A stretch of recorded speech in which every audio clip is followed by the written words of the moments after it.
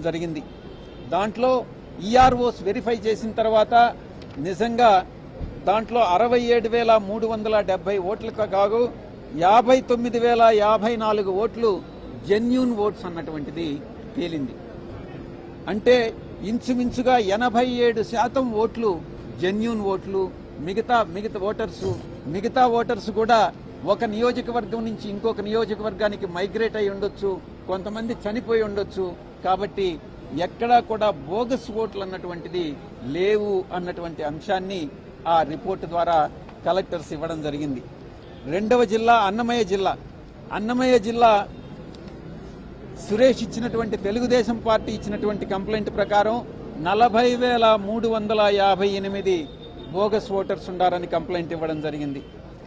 దాంట్లో EROs enquiry చేసినప్పుడు 25,097 మంది జెన్యూన్ ఓటర్స్ అని తేలింది. అంటే ఇంచుమించుగా 62% ఓటర్స్ జెన్యూన్ గా ఉన్నారు, అక్కడే నివసిస్తా ఉన్నారు, వాళ్ళు ఎలిజిబుల్ అన్నటువంటి విషయాన్ని ఎలక్షన్ కమిషన్ కి నివేదించడం జరిగింది.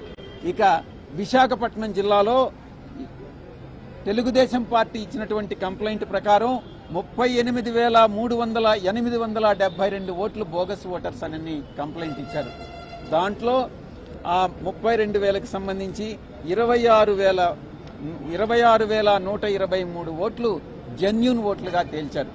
అంటే ఇంచుమించుగా 67% ఓట్లు జెన్యూన్ ఓట్లు అన్నటువంటివి తేలింది.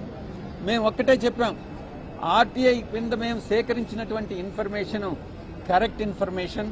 ఆ సమాచారాన్ని బట్టి తెలుగుదేశం పార్టీ ఉద్దేశపూర్వకంగా వైఎస్ఆర్ కాంగ్రెస్ పార్టీ ఓటర్స్ ని టార్గెట్ చేస్తూ ఉంది. కాబట్టి వైఎస్ఆర్ పార్టీ సింపథైజర్స్ ని టార్గెట్ చేస్తూ ఉంది.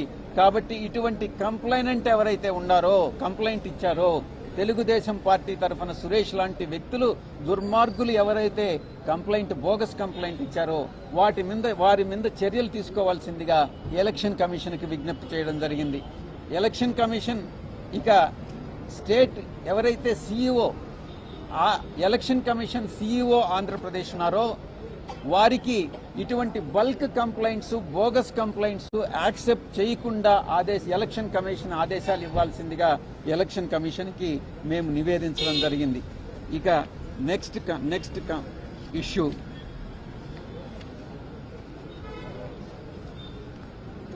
గతంలో 14 డిసెంబర్ 2023న మేము YSR Congress party election commission కలిసి మేము ఒక నివేదిక ఇవ్వడం జరిగింది. దాని ప్రకారం తెలుగుదేశం పార్టీ ఇల్లీగల్ ప్రొఫైలింగ్ చేస్తా ఉంది, ఓటర్ ప్రొఫైలింగ్ చేస్తా ఉంది. ఈ దేశంలో ఏ వ్యక్తికి కూడా, ఏ రాజకీయ పార్టీకి కూడా ఒక ఓటర్ యొక్క క్యాస్ట్ ఏంది, నీ కులం ఏంటి, నీ మతం ఏంటి, గతంలో నువ్వు ఏ రాజకీయ పార్టీకి ఓటేశావు, రాబోయేటటువంటి